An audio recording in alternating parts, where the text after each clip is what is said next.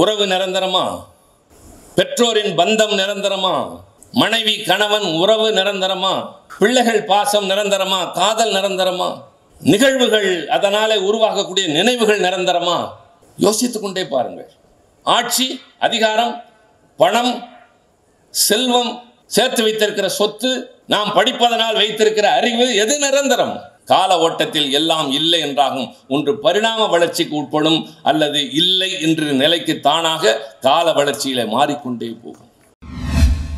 Lenin இல்லை என்றால் Russia இல்லை, முஜிபுர் ரஹ்மான் இல்லை என்றால் பங்களாதேஷ் இல்லை.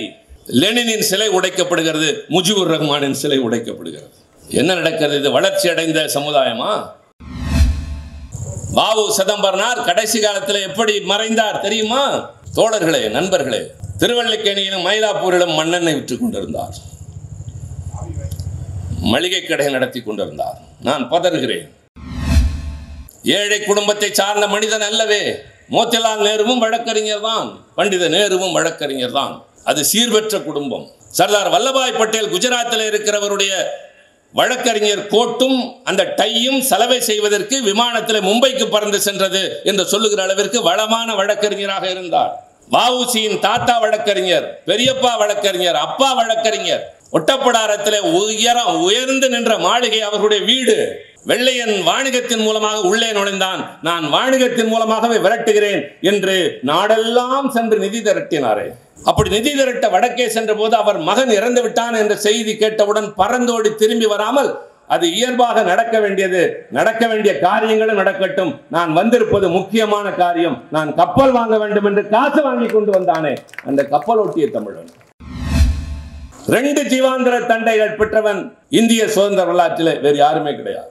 அங்கே சென்று செக்கிழத்தார், சீரழிந்தார், சிதைப்பட்டார். வெளியே வந்தபோது நாதி இல்லை, சுப்பிரமணிய சிவா என்ற தொழுநோய் பிடித்த ஒரு நண்பனை தவிர கடைசி காலத்தில் மண்ணெண்ணெய் வியாபாரமும் மளிகை கடையும் வைத்து நடத்தினார் என்று சொல்கிறோமே, இது வரவழைத்துக் கொண்டது. எல்லோரும் நினைப்பார்கள், இப்படியெல்லாம் இருந்தால் நாமும் நிரந்தரமாக எல்லோருடைய மனதிலும் இருப்போமா என்று. இப்படி வாழ்ந்த எத்தனையோ பேர் நமக்காக, இந்த நாட்டுக்காக, இந்த நாட்டிலே வாழ்கிறவர்களுக்காக தன்னை இழந்தவர்கள் ஏராளமான பேர். எது நிரந்தரம் என்று கேட்டு விட்டு நான் பதிலே சொல்லாமல் போகிறேன் என்று கருதாதீர்கள். இந்த மண்ணில் நாடாண்ட மன்னர்கள், கோட்டை கண்டி வாழ்ந்தவர்கள் எத்தனையோ பேர் இருந்தார்கள். அவர்களுடைய பெயர் இருக்கிறதா நினைவில் என்று கேட்டேன். இல்லை. ஆனால் தொல்காப்பியர் இருக்கிறார், திருவள்ளுவர் இருக்கிறார், இளங்கோவடிகள் இருக்கிறார். கொஞ்சம் யோசியுங்கள். அப்பரும் சுந்தரும் பாடியவர்களிலே மிச்சம் இருக்கிறார்கள் என்றால் அவர்கள் எல்லாம் பாடியதை எழுதி வைத்து விட்டு போயிருக்கிறார்கள், அதனால் இருக்கிறார்கள். அவரிடம் என்ன தலைப்பில் பேச விரும்புகிறீர்கள் என்று கேட்டபோது, எளிதாக எப்பொழுதும் பேசுகின்ற எல்லாவற்றையும் சேர்த்து பேசுகிற அளவிற்கு ஒரு தலைப்பை தந்திருக்கலாம். படித்ததை சொல்லுகிற வாய்ப்போ அல்லது ஏற்கனவே பல இடங்களில் பேசியதை வேறு கோணத்திலே செல்லுகிற வாய்ப்பிலோ ஒரு தலைப்பு தந்திருக்கலாம். எங்களை போன்றவருடைய கடமை என்ன தெரியுமா? சொற்பொழிவாளர்களுக்கு புதியதை தெரிந்து சொல்ல வேண்டும், தெரிந்ததை புதிதாக சொல்ல வேண்டும். அதுதான் இதனுடைய சிறப்பே. புதியதை தெரிந்து சொல்வதும் தெரிந்ததை புதிதாக செல்வதும் தான் இந்த கலையே. எனவே நான் என்னை கொஞ்சம் சிரமப்படுத்திக் கொள்ளாமல் இருக்க வேண்டும் என்றால் நான் ஏதாவது தலைப்பை கொடுத்திருக்கலாம். உடனே எனக்கு தோன்றியது எது நிரந்தரம் என்று கொடுத்தேன். அவரே சொன்னார், அது எனக்கு தான் தெரியும் எது என்று சொன்னார். இது படித்து பேசக்கூடிய ஒன்று அல்ல. ஏற்கனவே தெரிந்ததையெல்லாம் தொகுத்து வைத்து பேசக்கூடியதா என்றால் இல்லை. எப்பொழுதும் நான் தயாரித்து கொண்டு வருகின்ற உரையை பேசி பழக்கம் கிடையாது. கொடுத்திருக்கிற தலைப்பு, நடத்தப்படுகின்ற நிர்வாகத்தினுடைய திறமை, எதிரே இருக்கிற மக்களை பொறுத்து உரையினுடைய போக்கு தானாக அமைந்துவிடும். ஆக எது நிரந்தரம் என்று பேச வேண்டும் என்று நான் யோசித்துக் கொண்டே இருக்கிறேன். இது யோசனை, சிந்தனை, அதன் விளைவாக வரக்கூடியதன் மூலமாகத்தான் இந்த உரை அமைந்திட முடியும். நூல்களை படிப்பதன் மூலமாக என்ன கிடைக்கும்? தம்பி கார்த்திகேயன் சொன்னார், ஏன் வாசிக்கிறேன் என்று சொன்னார். ஏன் படிக்கிறீர்கள்? வாசிப்பதற்கும் படிப்பதற்கும் என்ன வேறுபாடு? செய்தித்தாளை படிப்பீர்கள், பள்ளிக்கூடத்தில் இருக்கிற புத்தகத்தை வாசிப்பீர்கள். அது உள்ளுக்குள்ளே செல்ல வேண்டும். ஒரு நூலை படிக்கிற போது, புதிய ஒரு கருத்தை தெரிந்து கொள்கிற போது அறியாமை அகலும். அறியாமை அகல்கிற போது அறிவு அந்த இடத்துல சுடர்விட்டு பிரகாசிக்கும். அறிவு வளர வளர சிந்தனை கூர்மையாகும். சிந்தனை கூர்மையாகிற போது எது சரி எது தவறு என்று நமக்கு தெரிய வரும். அப்படி தெரிய வருகிற போது சரியான பாதையை தேர்ந்தெடுக்க வேண்டும் என்ற தெளிவு பிறந்து ஒரு மனிதனுடைய பயணமும் பழக்க வழக்கங்களும் நடைமுறைகளும் பலரும் பாராட்டத்தக்க வகையில் அமையும் என்கிற போது அறிவு என்பது அவசியம். அந்த அறிவுக்கு தேவையான நூல்கள் என்பது அவசியம். அதனால் அவர் அதை பற்றி பேசினார். ஆனால் அவர் பேசுகிற போது பேசிய ஒன்று ரெண்டு கதைகள், ஒன்று ரெண்டு செய்திகள் என்னுடைய பேச்சுக்கு, என் தலைப்புக்கு கொஞ்சம் செய்திகளை தந்தது. மேடையிலே இருக்கிற போது முன்னாலே பேசுகிறவர்கள் பேசுவதை கேட்க வேண்டும். அவர்கள் பேசுவதற்காக முன்கூட்டியே வந்து விட வேண்டும். சரியான நேரத்தில் வந்து என் நேரத்தில் பேசிவிட்டு உடனடியாக செல்வது என்பது மரபும் அல்ல, அது பாராட்டப்படக்கூடியதும் அல்ல. முன்னால் பேசுகிறவர்களுடைய உரைகளில் சில புதிய தகவல்கள் கிடைக்கக்கூடும். நம்முடைய பேச்சுக்கு ஒரு நூல் கிடைக்கக்கூடும். சில நேரங்களிலே மறுத்து சொல்லக்கூடிய கூட ஒன்றை கூட சொல்லிவிடுவார்கள். எனவே மற்றவருடைய உரைகளை கேட்கிற போது இப்படி ஒரு சொற்பொழிவாளர் இந்த ஊரில் இருக்கிறாரா என்று கூட தெரிந்து கொள்ளலாம். நான் சில ஊர்களுக்கு பேச போகிற போது அங்கே இருக்கிற இளைஞர்களோ அல்லது யாராவது ஒரு இளம் பெண்ணோ வந்து பேச வேண்டும் என்றால் நேரம் இல்லை என்று நிர்வாகிகள் மறுத்தாலும் நான் அவர்களை பேச அனுமதிக்க சொல்வேன். ஒருவேளை இவர்களிடம் ஒரு சிறந்த சொற்பொழிவாளர் உள்ளே ஒளிந்திருப்பாரோ, இவர் நமக்கு தேவை என்பதனால். இன்றைய உலகத்தில், குறிப்பாக நம்முடைய பகுதியில், நம்முடைய நாட்டிலே சொற்பொழிவாளர்களின் எண்ணிக்கை குறைந்து விட்டது. பேசுகிறவர்கள் எல்லாம் சொற்பொழிவாளர்கள் அல்ல.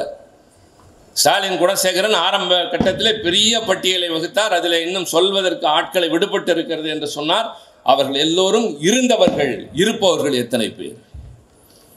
எல்லா துறைகளிலும், அரசியலில், இலக்கியத்தில், அதே போல நூல்களை எழுதுவதில் ஆட்கள் நிறைய இருக்கலாம். ஆனால் குறிப்பிடத்தக்க அளவிற்கு எத்தனை பேர் இருக்கிறார்கள் என்பது கேள்வியாக மாறும். நான் அடிக்கடி சொல்வேன், நம்முடைய நாட்டில் மக்கள் தொகை அதிகம், மனிதர்கள் குறைவு.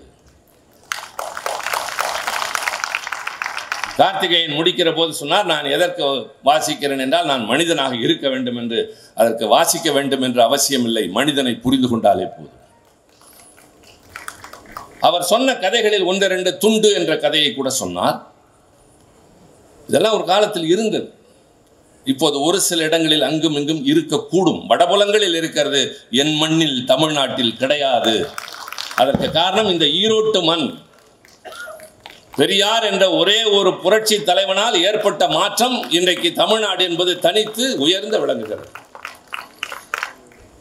இதை ஏதோ நான் ஒரு அரசியல் கட்சியை சார்ந்தவன் என்றோ அல்லது ஆளுகின்ற கட்சியை சார்ந்தவன் என்றோ மேலோட்டமாக நான் பேசவில்லை. என் அருகே உட்கார்ந்திருக்கிற அந்தியூர் செல்வராஜா 3 தலைமுறைகளுக்கு முன்னால் அவருடைய முப்பாட்டனும் என்னுடைய முப்பாட்டனும் எப்படி இருந்திருப்பார்கள், இப்போது நாங்கள் எப்படி இருக்கிறோம், இதுதான் மாற்றம்.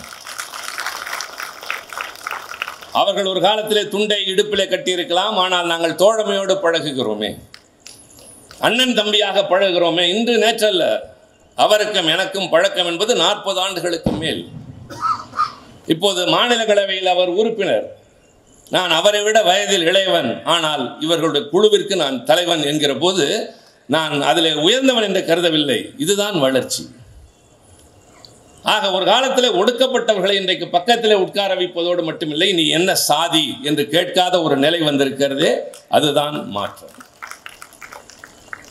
ஒரு காலத்தில் இதுதான் நிரந்தரம் என்று கருதினார்கள். எது? சாதி கட்டமைப்பு.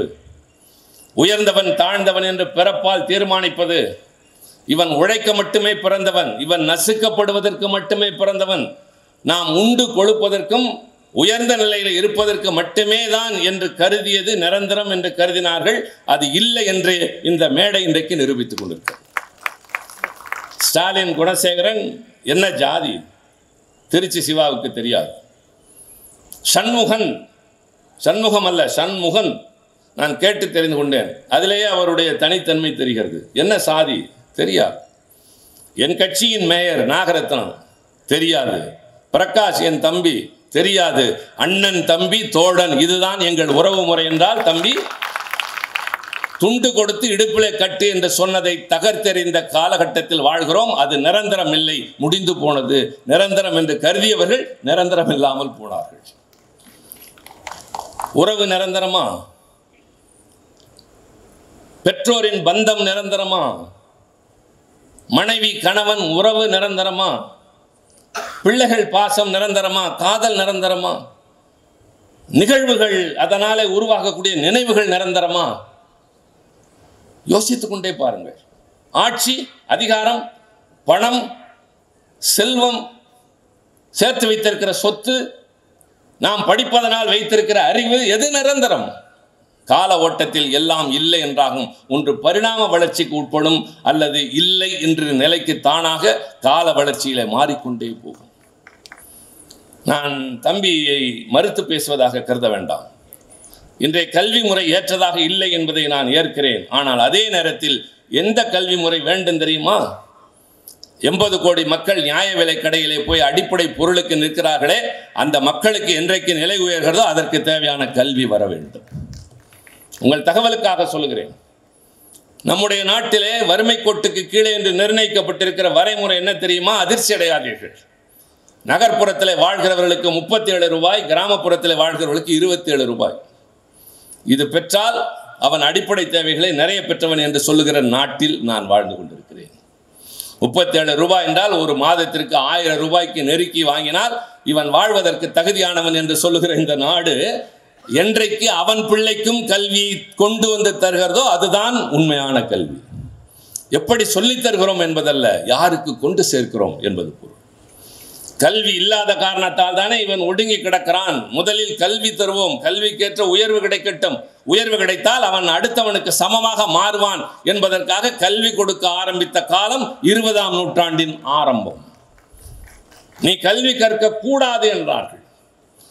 கல்வி கற்பதற்கான உரிமையும் தகுதியும் உனக்கு பிறப்பால் இல்லை என்று மறுத்தார்கள். அதற்கு பல காரணங்கள் சொல்லப்பட்டன. பெண்ணாக பிறந்தவள் வீட்டை விட்டு வெளியே வரக்கூடாது, பிள்ளைகள் பெற்றுத்தர வேண்டும், வீட்டில் இருப்பவர்களுக்கு ஏவல் செய்ய வேண்டும், கணவனை இளவயதில் இழந்தாலும் மேல் சட்டையை கழட்ட வேண்டும்.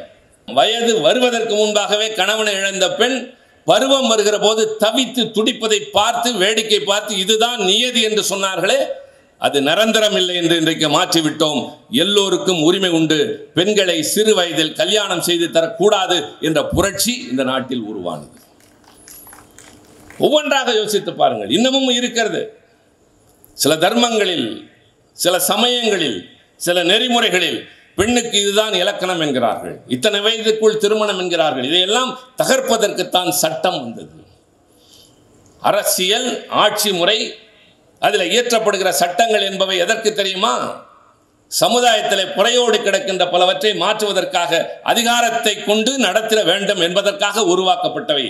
ஆக எதெல்லாம் இந்த மனிதனை ஒடுக்கி வைத்ததோ அது நிரந்தரமில்லை என்று சொல்வதற்கு அடித்தளமாக அமைந்தது ஆட்சியும் அதிகாரமும். ஆனால் அது சரியானவர்களின் கரங்களில் இருந்தாக வேண்டும். இப்படி செய்தவர்கள் எல்லாம் நிரந்தரத்தின் மார்பிலே இருக்கிறார்களா? இருந்தார்களா? லெனின் இல்லை என்றால் ரஷ்யா இல்லை, முஜிபுர் ரஹ்மான் இல்லை என்றால் பங்களாதேஷ் இல்லை. லெனினின் சிலை உடைக்கப்படுகிறது, முஜிபுர் ரஹ்மானின் சிலை உடைக்கப்படுகிறது. என்ன நடக்கிறது? இது வளர்ச்சி அடைந்த சமுதாயமா? இவனால் இந்த காரியம் நடந்தது, இந்த மனிதனால் தான் நம்முடைய நாடு இன்றைக்கு வளம் பெற்றது அல்லது விடுதலை பெற்றது என்று இருந்ததை இன்று நான் ஏற்கவில்லை, என்னுடைய சின்ன தேவைக்காக என்று கிளம்புகிற கூட்டத்தின் எண்ணிக்கை பெருகிவிட்டது. இவர்தான் நிரந்தரமாக மதிக்கப்படக்கூடிய தலைவனாக இருப்பார் என்பது இல்லை என்பதை காலம் நமக்கு உணர்த்தியது. லெனினும் முஜிபுர் ரஹ்மானும் இந்த காலத்தில் நாம் பார்த்த தலைவர்கள். ஆனால் புத்தர் 2500 ஆண்டுகளுக்கு முன்னால் வாழ்ந்தார். அவருடைய சிலையை உடைப்பதற்கு தலிபான் கூட்டம் வந்தது. கையில் ஆயுதம் வைத்திருந்தான், எவரை வேண்டுமானாலும் சுட்டு தள்ளுவான், எனக்கென்று ஒரு கொள்கை இருக்கிறது என்றால் அவனுக்கு புத்தன் கூட ஏற்றவன் இல்லை. காரணம், புத்தன் சாதி இல்லை, சமயம் இல்லை, மனிதனுக்குள்ளே ஏற்றத்தாழ்வு இல்லை என்று சொன்ன உலகத்தின் முதல் தத்துவ ஞானி புத்தர். அவர் சிலையை உடைக்கிறான். ஆக புத்தருடைய தத்துவங்கள் நிரந்தரமா என்றால் இல்லை என்றாகிறது. இந்த நாடு அடிமைப்பட்டிருந்த போது வெள்ளையனிடமிருந்து விடுதலை பெற வேண்டும் என்று வாழ்க்கையை தத்தம் செய்தவர்கள் எத்தனை பேர்? தூக்குமேடு ஏறியவர்கள் எத்தனை பேர்? நேற்றைக்கு நாடாளுமன்றத்தில் ஒரு அறிவிப்பு, நேற்றைக்கு முன்தினம் வெள்ளையனே வெளியேறு போராட்டம் நடைபெற்று 82 ஆண்டுகள் என்று சொல்லி அதன் நினைவாக இறந்து போனவர்களுக்கு 1 நிமிடம் நாங்கள் அஞ்சலி செலுத்துகிறோம். எத்தனை பேர் இறந்து போனான்? எத்தனை ஆயிரம் பேர் இறந்து போனான்? எத்தனை ஆயிரம் குடும்பங்கள் நடுத்தருவுக்கு வந்தது? அடையாளம் கிடையாது. முதலாக அவர்களை எதிர்த்தவர்கள் வடக்கே இருந்துதான் கிளம்பினார்கள் என்று ஒரு புதிய வரலாறு எழுதப்பட்டதே இல்லை. முதலாக அவனுக்கு நான் ஒரு நெல்மணி கூட தரமாட்டேன் என்கிற நெல்கட்டு செவன் பூலித்தேவன் என்பவன் தான் வெள்ளையனை எதிர்த்தவன் என்பது பல பேருக்கு தெரியாது. வீரபாண்டிய கட்டபொம்மன் தூக்கிலே போடப்பட்டது 18வது நூற்றாண்டில் 1799. அதுவரை யாருக்கும் தெரியாது. அவனுக்கு வயது ஒரு 60-70 இருக்குமா தெரியாது.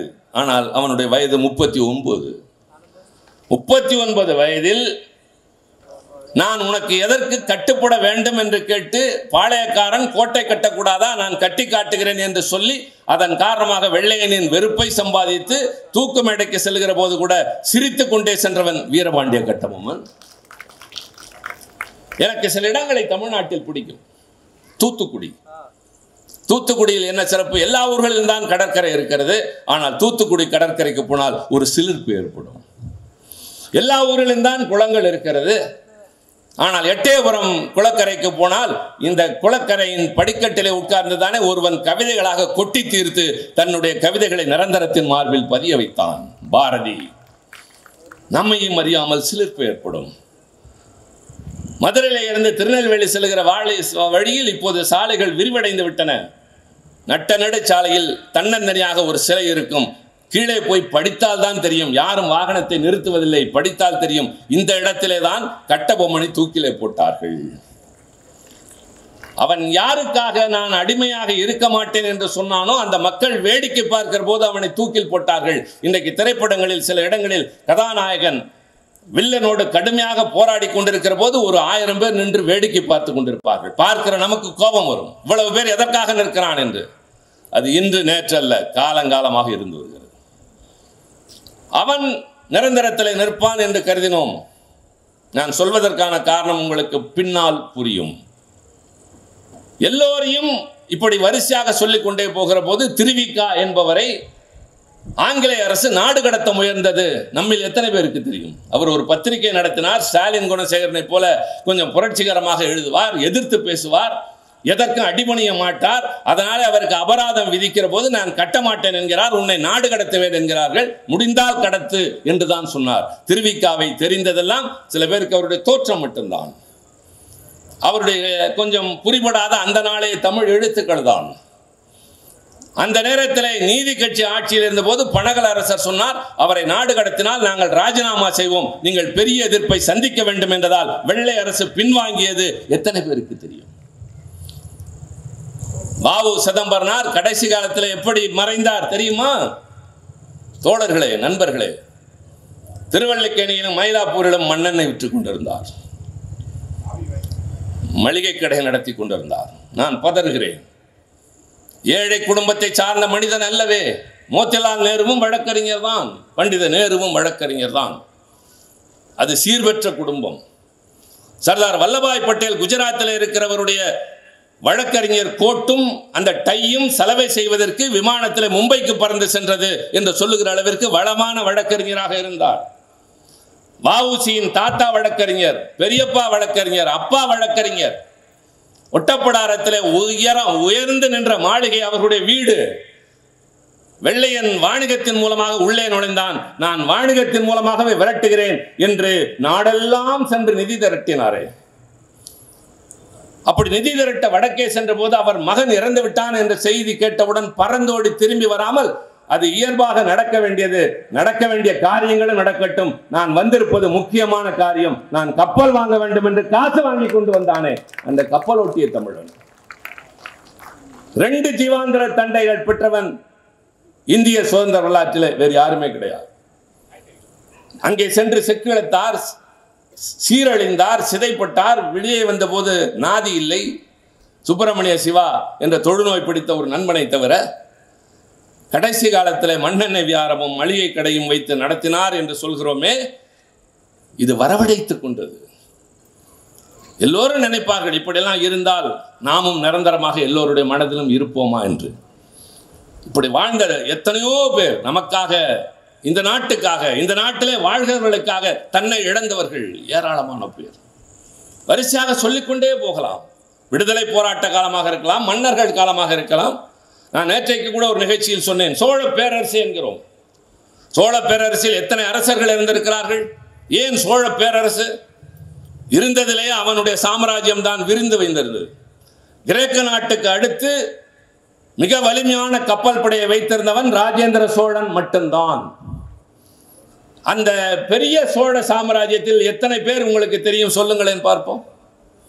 கரிகால் பெருவளத்தானை தெரியும், கல்லணை கட்டிய காரணத்தால். ராஜராஜ சோழனை தெரியும், பெரிய கோயிலை கட்டிய காரணத்தால். ராஜேந்திர சோழனை தெரியும், கங்கை கொண்ட சோழபுரத்தை கட்டிய காரணத்தால். இதற்கு மேல் யாராவது பேர் சொல்லுங்களேன். இவன் அதை செய்தான் இதை செய்தான் இந்த பேரரசு என்று யாராவது சுட்டி காட்டுங்களேன்.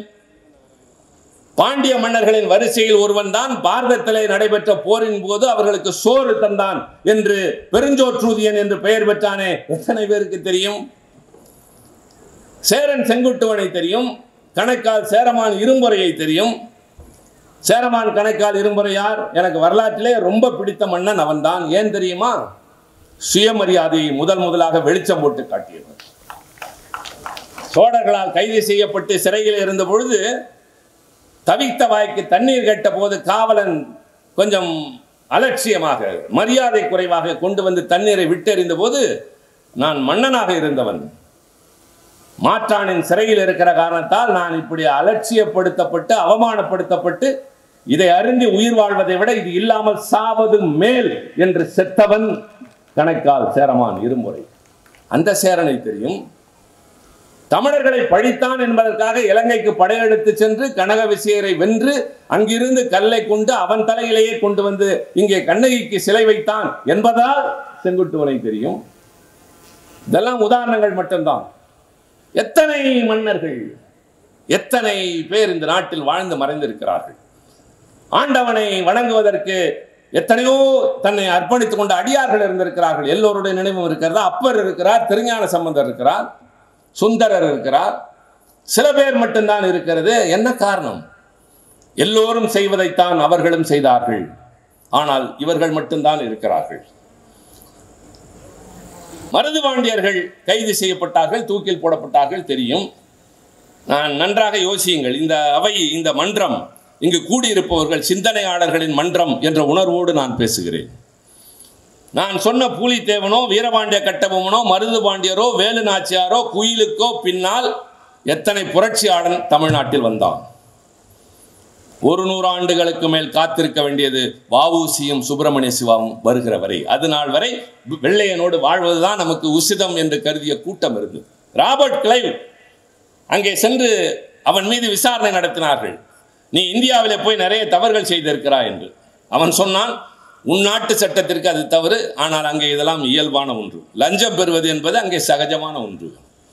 அந்த மக்களை பற்றி நீ தெரிந்து கொள்ள வேண்டுமா? அங்கிருக்கிற மக்களை அழிப்பதற்காக நான் இராணுவம் திரட்டுகிறேன் என்று சொன்னபோது நான் நீ என்று போட்டி போட்டுக்கொண்டு அந்த ஊரில் இருந்தவனெல்லாம் வந்தான். அவனை வேறு எப்படி நடத்த சொல்கிறீர்கள் என்று கேட்டான். அடிமைப்பட்டாலும் பரவாயில்லை, எனக்கு ஏதாவது கொடுக்க வேண்டும் என்றான். நான் ஒரு காலத்தில் இவர்களுடைய ஊரிலே நாடாளுமன்ற உறுப்பினராக இருந்தபோது ஒரு திருமணத்திற்கு தலைமை தாங்குகிறேன். அந்த திருமணத்தில் அப்பொழுது 90 வயதான ஒரு மூத்தவர் இருந்திருந்தார். அவர் பேசுகிற போது சொன்னார், நான் பழுத்த காங்கிரஸ் கட்சிக்காரன், நாட்டு விடுதலைக்காக நான் போராடியவன், எதையும் இழப்பதற்கு தயார் என்று வாழ்ந்தவன், வாழ்ந்து கொண்டிருப்பவன்.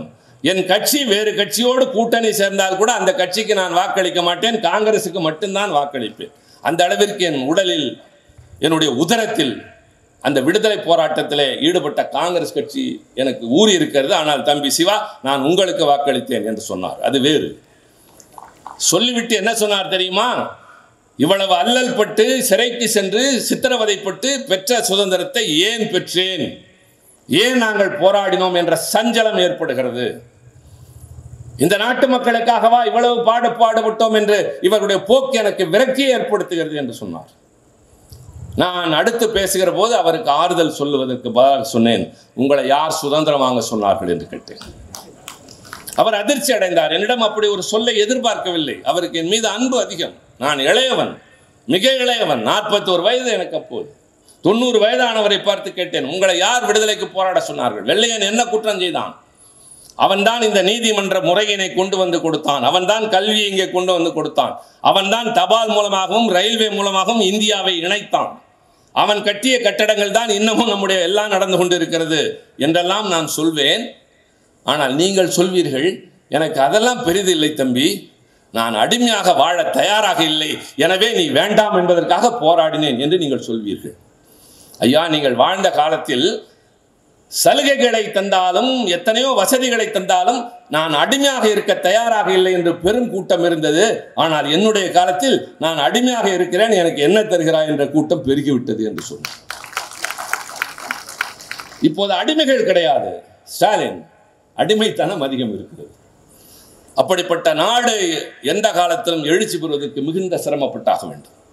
எனக்கு ஏதாவது கிடைத்தால் போதும் என்ற நிலை வருகிற போது கடந்த காலத்தில் இருந்தவர்களை எண்ணி பார்க்கிறோம். ஆனால் யாரும் நிரந்தரமாக இல்லை.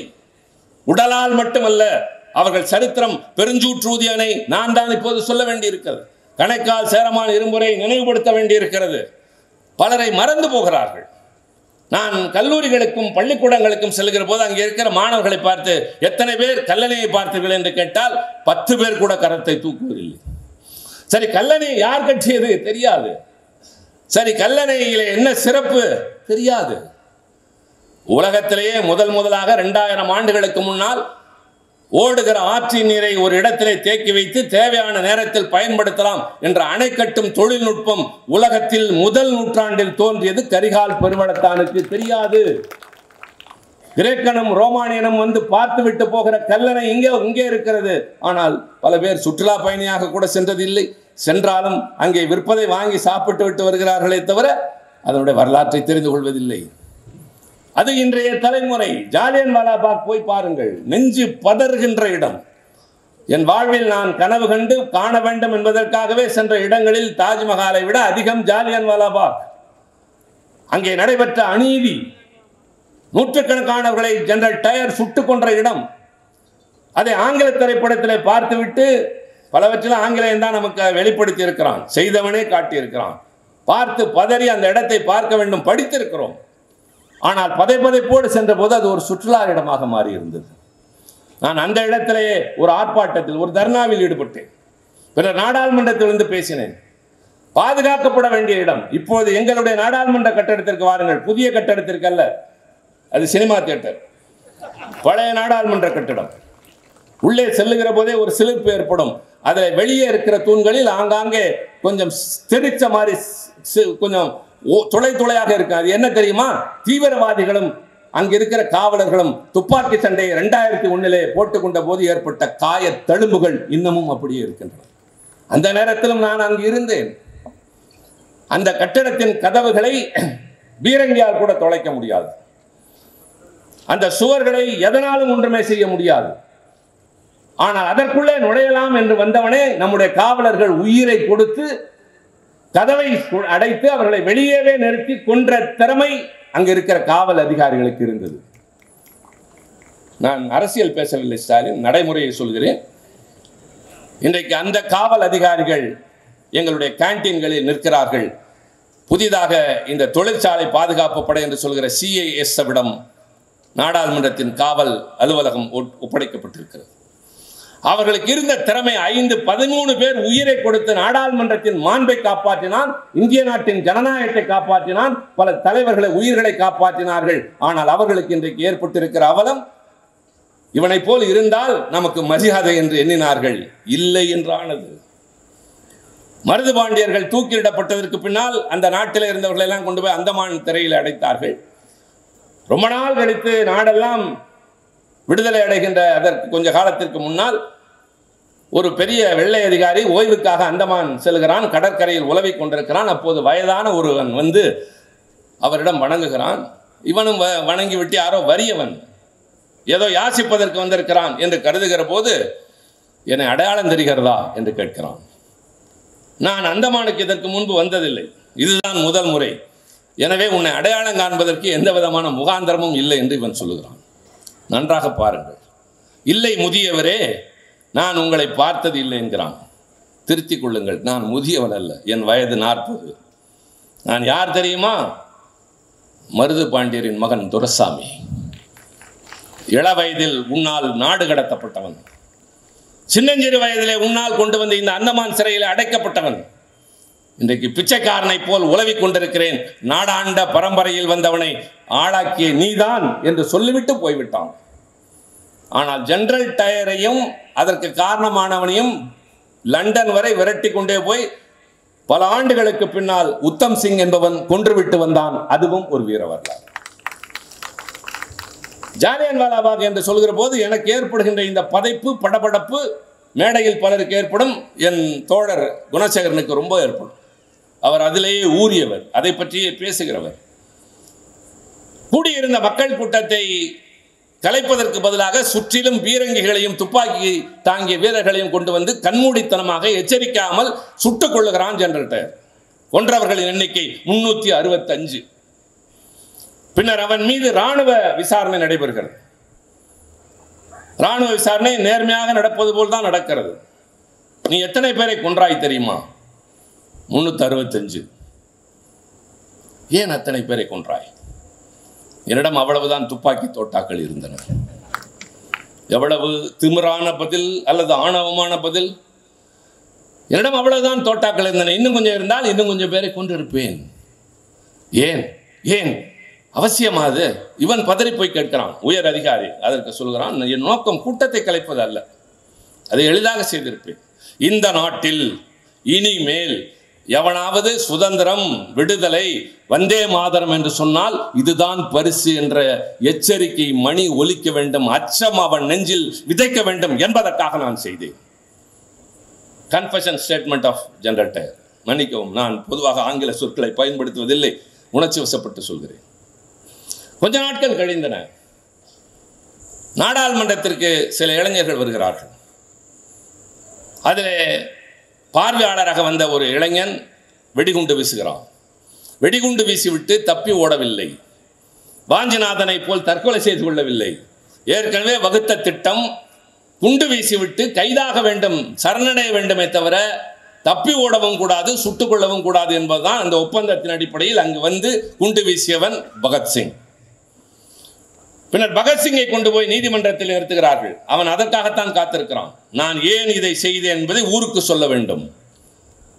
கேட்கிறார்கள், எதற்காக குண்டு வீசினாய்?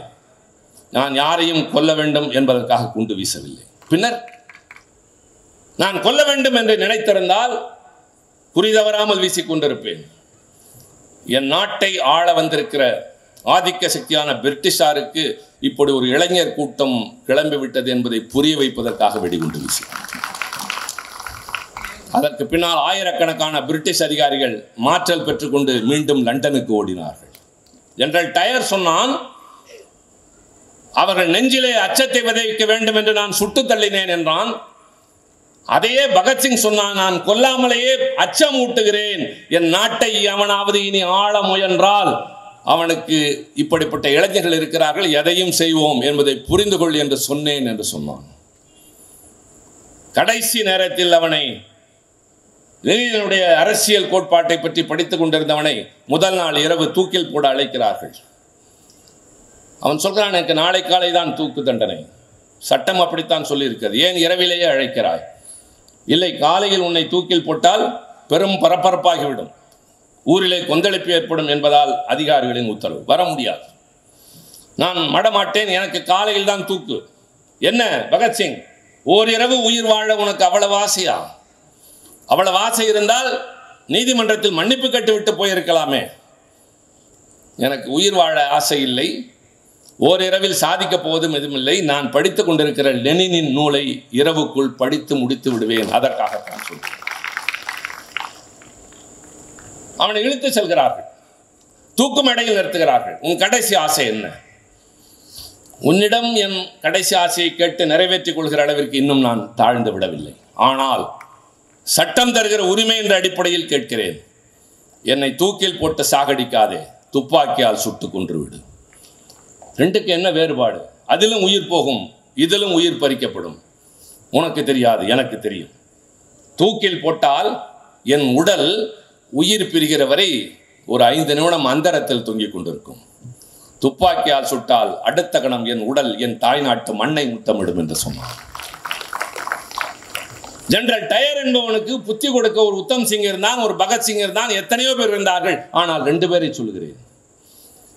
அவர்களோடு இருந்தவர்களை கூட இன்னமும் நாடாளுமன்றத்தில் சிலருடைய படங்கள் தான் இருக்கிறது.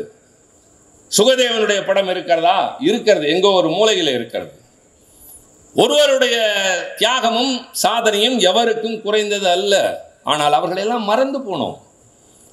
இன்றைக்கு இருப்பவர்களுக்கு நாடு அடிமைப்பட்டிருந்தது, விடுதலை பெற பல பேர் உயிர் கொடுத்தார்கள் என்று அந்த விடுதலை நாளை கொண்டாடுவதை விட ஆகஸ்ட் 15 என்பது விடுமுறை நாளாக மாறிவிட்டது.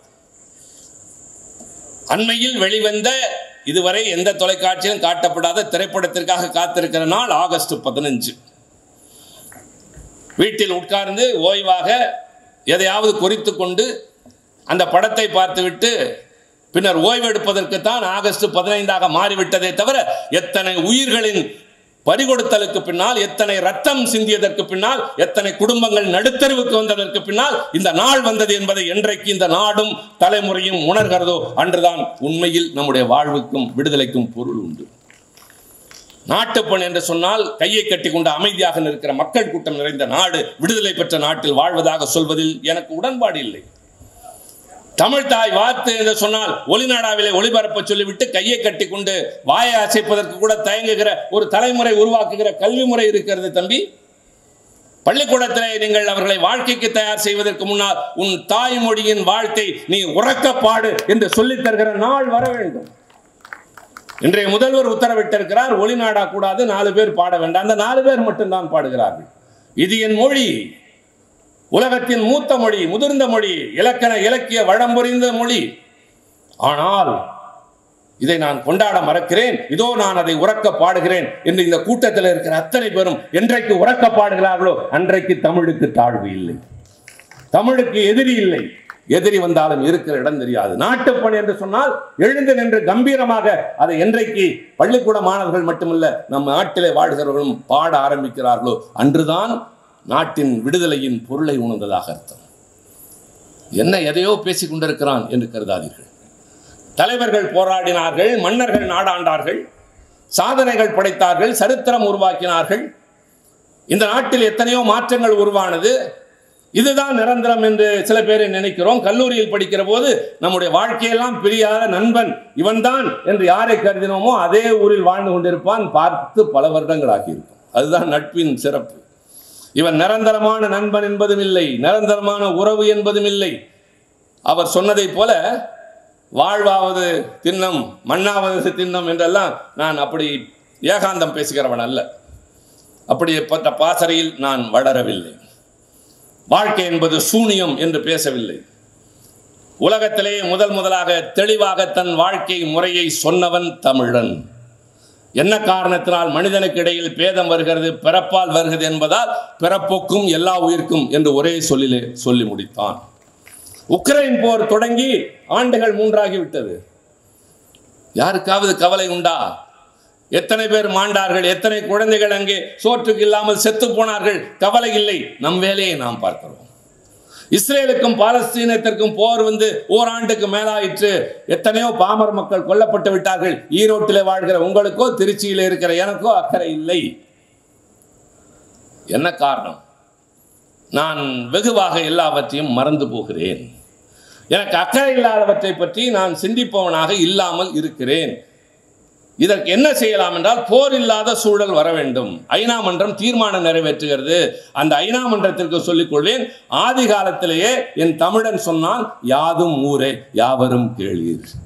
எல்லாம் என்னுடைய ஊர், எல்லோரும் என்னுடைய உறவினர் என்றால் நமக்குள்ளே மோதல் இல்லை, நமக்குள்ளே போர் இல்லை, நமக்குள்ளே அழிவில்லை என்று சொன்னவன் தமிழன். இருப்பதை பிறருக்கு கொடுத்து வாழ் என்று சொன்னான்.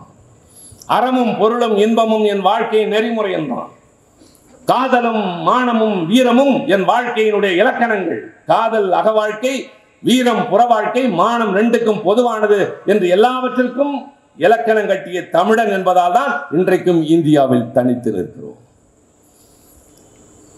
நான் நேரத்தின் அருமை கருதி நிறைய பேச வேண்டும், என்னன்னோ சொல்ல வேண்டும். நான் அதைத்தான் சொல்கிறேன். என் பேச்சு திசை உங்களால் பல திசைகளுக்கு இழுத்து செல்லப்படுகிறது. இது தொடர்பாக நான் 1-2 துணை செய்தியாக சொல்லுகிறேனே தவிர இது மையமா என்றால், நான் தொடக்கத்தில் கட்டதை போல் உறவா, நிகழ்வா, நினைவுகளா பந்தமா, பாசமா, காதலா? எது நிரந்தரம்? மனிதர்களின் வாழ்க்கையா, அதிகாரமா, ஆட்சியா, வடித்து வைத்திருக்கிற சிலைகளா?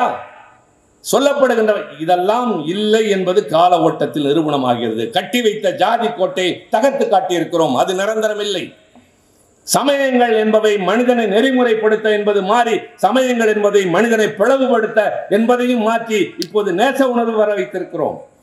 ஆக எதெல்லாம் நிரந்தரம் என்றார்களோ அதையெல்லாம் இல்லை இல்லை இல்லை என்று காட்டிக் கொண்டு வருகிறோம். ஆனால் ஒன்று மட்டும் நிரந்தரம்.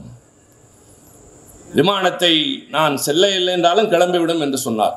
எனக்கும் தெரியும். நாடாளுமன்ற உறுப்பினர் என்பதால் நிறுத்து என்றால் நிறுத்துவார்கள் என்றால் நான் சொல்ல மாட்டேன் என்பதையும் அவர் தெரிந்து கொள்ள வேண்டும். நிறுத்துவார்களா இல்லையா என்பது வேறு. நாடாளுமன்றத்தில் தீவிரவாதிகள் உள்ளே நுழைந்த போது நான் தொலைபேசியிலே பேசிக் கொண்டிருந்தேன். இந்த செல்லிடப்பேசியில் என்ன பொறுப்பற்று இருக்கிறாய், இப்போது கூட உனக்கு இது தேவையா என்றார்கள். நான் சொன்னேன், என்ன நடக்கப் போகிறது இன்னும் 5 நிமிடங்களில் எனக்கு தெரியாது. உள்ளேவர்களிடம் நான் நாடாளுமன்ற உறுப்பினர் என்று சொன்னால் உன்னைத்தான் குறிவைக்க வந்தேன் என்று சுடுவான். அவனோடு என்னால் சண்டையிட முடியாது. அவனிடம் ஒளிந்து கொள்ள என் இயல்பு எனக்கு இடம் தராது. இப்போது நான் யார் யாரிடம் பேசுகிறேன் தெரியுமா?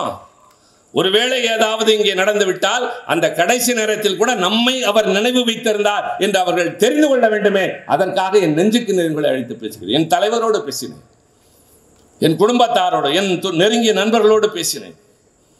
அதுபோல நான் நாடாளுமன்ற உறுப்பினர் என்பதை எல்லா இடங்களிலும் காட்டிக் கொள்வதிலே அவசியம் ஏற்படுகிற இடத்தில் தான் நாங்கள் சொல்லிக் கொள்வதே வழக்கம். அது ஒரு அடையாளமே தவிர அதுதான் நாங்கள் அல்ல. எனக்கு முன்னால் பல பேர் இருந்திருக்கிறார்கள், எனக்கு பின்னால் பல பேர் வர இருக்கிறார்கள். இடையில் நானும் வந்து போகிறவன். என் பங்கிற்கு நான் கடமை ஆற்றி கொண்டிருக்கிறவன். நேரம் கருதி நான் சொல்ல விரும்புகிறேன். எது நிரந்தரம் என்று கேட்டு விட்டு நான் பதிலே சொல்லாமல் போகிறேன் என்று கருதாதீர்கள். இந்த மண்ணில் நாடாண்ட மன்னர்கள், கோட்டை கண்டி வாழ்ந்தவர்கள் எத்தனையோ பேர் இருந்தார்கள். அவருடைய பெயர் இருக்கிறதா நினைவில் என்று கேட்டேன். இல்லை. ஆனால் தொல்காப்பியர் இருக்கிறார், திருவள்ளுவர் இருக்கிறார், இளங்கோவடிகள் இருக்கிறார்.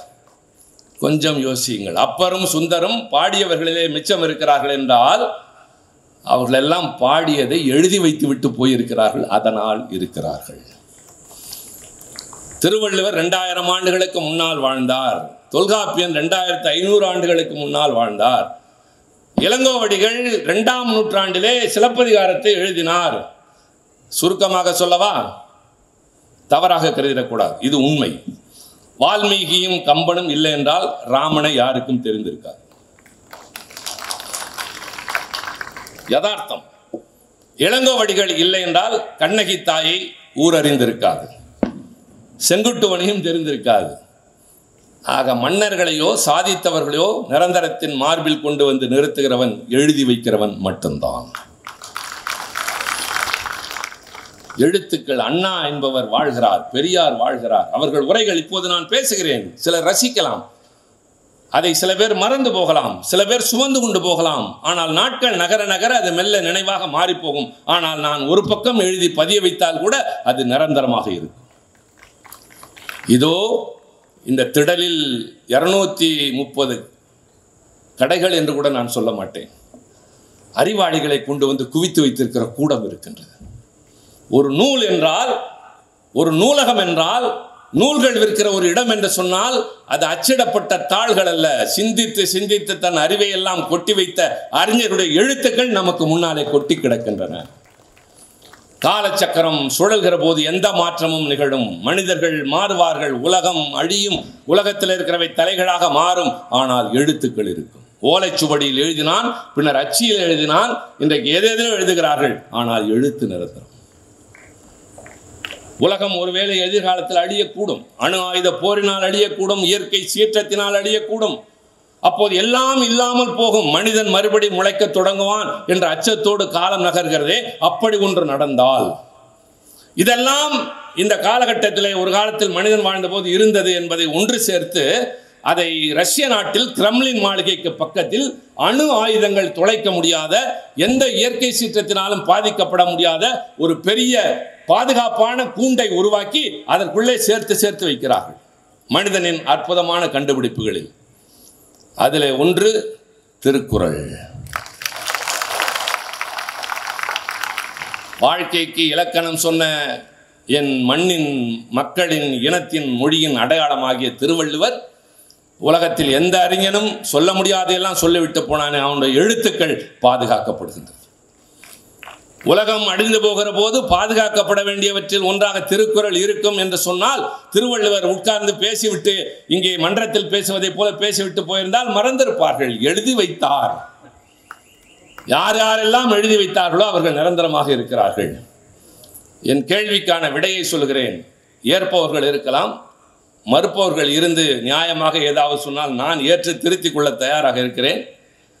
இந்த உலகத்தில் எதுவும் நிரந்தரம் இல்லை என்று ஒரு ஞானியைப் போல, முற்றும் துறந்தவனைப் போல, எல்லாவற்றையும் ஏற்றுக்கொள்ளாதவனைப் போல நான் பேசவில்லை. எனக்கு தெரிந்து எல்லாவற்றையும் விட நிரந்தரமாக நிற்பது எழுத்து மட்டும்தான். எனவே இளைய தலைமுறையை சார்ந்த தோழர்களையும் தோழியர்களையும் கேட்பேன். சிந்திக்கக்கூடிய ஆற்றல் பெற்ற இங்கே இருக்கிற தாய்மார்களை, குடும்பத்தில் இருப்பவர்களை கூட கேட்டுக்கொள்வேன். உங்களுக்குள்ளே ஒரு ஆற்றல் இருக்கும். இன்று இரவு வீடு திரும்புங்கள். வீடு திரும்பியதற்கு பின்னால் ஒரு தாளை எடுத்துக்கொண்டு இந்த கூட்டத்தை பற்றி உங்களுக்கு தோன்றியதை எழுதுங்கள். அது கவிதை வடிவத்திலும் வரலாம், கட்டுரை வடிவத்திலும் வரலாம். திரும்பி படிக்கிற போது உங்களுக்கே சிலிர்ப்பு ஏற்படலாம். உங்களுக்குள் ஒரு எழுத்தாளர் இருக்கக்கூடும். அடுத்த ஆண்டு, அதற்கு அடுத்த ஆண்டு உங்களில் ஒருவரை இங்கே அழைத்து பேசக்கூடிய அளவிற்கு நீங்கள் உயரக்கூடும். ஆக பேசுவதற்கு தயங்குகிறவர்கள் கூட எழுதினால், எழுத்துக்கள் நிரந்தரமாக்கப்பட்டால் அது எதிர்காலத்திற்கு மட்டுமில்லை, உங்களுக்கும் அழியாத தன்மையை தரும் என்பதை எதிரே இருப்பவர்களுக்கு நான் ஒரு சின்ன தகவலாக சொல்ல விரும்புகிறேன். நான் இந்த புத்தக சந்தையிலே பேச வருகின்ற போது தலைப்பை கொடுத்தேன். பின்னர் யோசித்துக் கொண்டே வந்தேன். கடைசியாக எனக்கு கிடைத்த விடைதான் எது நிரந்தரம் என்கிற போது, எழுத்தை தவிர எதுவுமே நிரந்தரம் இல்லை. உலகத்தில் மனிதன் கண்டுபிடிப்புகளில் தலையாய கண்டுபிடிப்பு என்பது மொழிதான். வேறு எந்த உயிரினத்திற்கும் பேச தெரியாது, உணர்ச்சிகளை வெளிப்படுத்த தெரியாது, வார்த்தைகளால் வடிக்க தெரியாது. மனிதனுக்கு மட்டும்தான் மொழி என்ற கருவி உண்டு. அதை எழுதி வைக்கிற ஆற்றலும் உண்டு. எல்லாம் அழியும், எல்லா மனிதனும் மறைவான். பல பேர் அடையாளம் தெரியாமல் போவார்கள், சாதித்திருப்பார்கள். காலம் மெல்ல மெல்ல அவர்களை நினைவு சக்கரத்திலிருந்து நகர்த்திவிடும். ஆனால் எழுத்துக்கள் என்பவை நிலைத்து இருக்கும், மீண்டும் மீண்டும் வந்து கொண்டே இருக்கும் என்கிற போது, இந்த எழுத்துக்களின், இந்த எழுத்தாளர்களின் படைப்புகளை, இந்த அறிவு குவியல்களை வாங்கி செல்லுங்கள். உங்கள் வீட்டு பிள்ளைகளை படிக்க சொல்லுங்கள். படிப்பதன் மூலமாக அந்த குழந்தைகளுக்கு சிந்தனை வளரட்டும். கதை சொல்லுங்கள். கதை புத்தகங்களை வாங்கி கொடுத்து படிக்க சொல்லுங்கள். என் தாயார் எனக்கு இளவயதில் கதை சொல்லி வளர்த்தவன் தான் திருச்சி சிவா என்ற ஒருவன் இங்கே நிற்கிறேன். 29 வயதில் என் தாயார் விதவை. 3 மாதம் நான் இருந்தபோது என் தந்தை மறைந்தார். அவர் முகம் எனக்கு தெரியாது, பார்த்ததே இல்லை. திருச்சி சிவா MABL, ஒரு முறை IAS தேர்வு எழுதியவன், இன்று 5வது முறை நாடாளுமன்ற உறுப்பினர் என்றால் இதற்கு காரணம் ஒரு பெண், ஒரு இளம் விதவை பெண். தம்பி கார்த்திகேயன் சொன்னாரே, இந்த பாலின பாகுபாடு என்று, அதை 1960களிலேயே தகர்த்தெறிந்த தாய் ஒரு மனிதனை உருவாக்கி விட்டு போயிருக்கிறார். கதை சொன்னார்கள், படிக்க வைத்தார்கள், படி என்று சொன்னார்கள். எழுத தெரிந்தால் எழுத என்றார்கள், பாட தெரிந்தால் பாடு என்று தந்த ஊக்கம்தான் என்னை உற்சாகப்படுத்தியது. தாய்மார்களே, உங்கள் பிள்ளைகளை ஊக்கப்படுத்துங்கள். நீங்கள் இறஞ்செறிந்தவர்களாக நீங்கள் இருந்தால்தான் வீரமான பிள்ளைகளை நீங்கள் பெற முடியும். வீரமான பிள்ளைகள் இருந்தால்தான் இந்த நாடு என்றைக்கும் தன்மானமும் தலைகுனியாமலும் இருந்து தன்னை உயர்ந்தவர்களாக காட்டிக்கொள்ள முடியும். அது பெண்களின் கரங்களில் இருக்கிறது. பிள்ளைகளுக்கு நூல்களை வாங்கி கொடுங்கள். பெற்றோர்கள் அத்தனை பேருக்கும், ஆண்களுக்கும் சேர்த்து சொல்வேன். இள வயதில் இருக்கிறவர்களுக்கு எது ஆர்வமோ அதை வாங்கி கொடுங்கள்.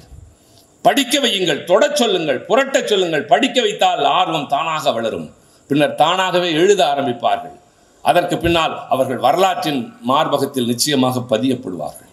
அந்த வகையில் இன்றைக்கு நான் நீண்ட நாள் காத்திருந்த வாய்ப்பு, பேச பேச இன்னும் பேசலாம் என்ற ஒரு உற்சாகத்தை தருகின்ற இந்த மேடை அல்ல, எதிரே இருக்கிற நீங்கள்.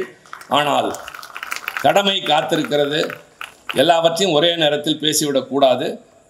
இன்னும் சாப்பிட வேண்டும் என்கிற போது எழுந்து விட வேண்டும். இன்னும் பேச வேண்டும் என்கிற போது முடித்து விட வேண்டும். நன்றி, வணக்கம்.